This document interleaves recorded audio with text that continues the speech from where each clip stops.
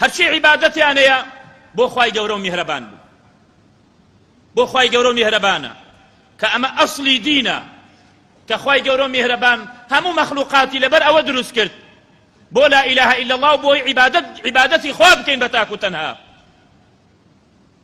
عیبادەتی خدا لە خدا نەکەینەوە بیدەین بە کەسێکی تری، نەیدەین بە مەلائیکە، نەیدەین بە عەرشی خوا، نەیدەین بە پێغەمبەران، نەیدەین بە پیاوچاکان، نەیدەین بە جنی و قەبر و دار و بەرد. ئەوەی عیبادەتە تایبەتە بەخوا، هین خوایە، زوڵمە بیدەی بە کەسێکی تری. إن الذين قالوا ربنا الله پەروەردگاری ئێمە ئەڵڵایە و بەردەوام بوون لەسەری. خوای گەورە و میهرەبان هەرچی پێغەمبەر هەیە لەبەر ئەو کەلیمەیە ناردی، لەبەر ئەو عیبادەتە، و هەروەها جەنەت و ئاگری لەبەر ئەو عیبادەتە دروست کرد.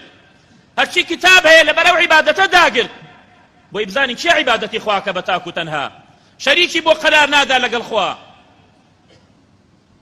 هاوار بکاتە خوای گەورە و میهرەبان و لە شوێنێکی چۆڵیە کەس دیار نەبێ هاوار بکا بە کەسێکی تری، ئەوە کردت بە شەریکی خوا. والله نە نوێژت ئیسفادەی هەیە و نە ڕۆژوت ئیسفادەی هەیە. لە خوا بترسی و خوات خۆش بوێ، لە کەسێکش بترسی و خۆشش بوێ، عیبادەتەکە سوودی نییە لە لای خوا. سوێن بە خوا بخۆی، سوێن بە غەیری خوا بخۆی، تەواف بە دەوری کەعبەیە بکەی، تەواف بە دەوری قەبرێکا بکەی، والله نوێژ و ڕۆژوت ئیسفادەی نییە، هەمووی ئەدرێتە بایە. وقدمنا إلى ما عملوا من عمل فجعلناه هباء منثورا. عملیان زۆرە لە قیامەت، بەڵام خدا ئەفەرمێ کام ڕۆژ ڕۆژێکی بایەکی قایم دێ ئاوە هەڵێ دەینە ئاسمانە و هیچی نامێنێ، هیچی نامێنێت. ئەو کەسانە ئەمانەن کە عیبادەتی خواکەن بە تاک و تەنها. هەرچی عیبادەتێ سەرفێکەن بۆ خوا، موحیدن، یەکتاپەرستن، یەخواپەرستن.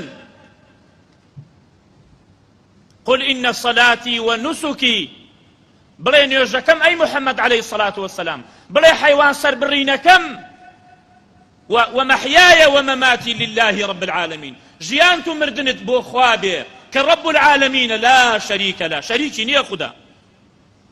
حەیوان بۆ خوا سەربڕی و حەیوانێک بۆ پێغەمبەر سەربڕی، حەیوان بۆ خوا سەربڕی قوربانی بکەی، دوای مناڵت نەبێ بچتە لای قەبرێک حەیوانێکی بۆ سەربڕی، والله نوێژ و عیبادەتت هیچ کەڵکی نییە.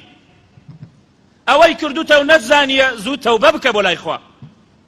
ئەگە بەردەوام بی لەسەر ئەوە و تەوبە نەکەی، ئەو کەسە خوای گەورە میهرەبان پێ فەرمێ إن الله لا يغفر أن يشرك به ويغفر ما دون ذلك لمن يشاء.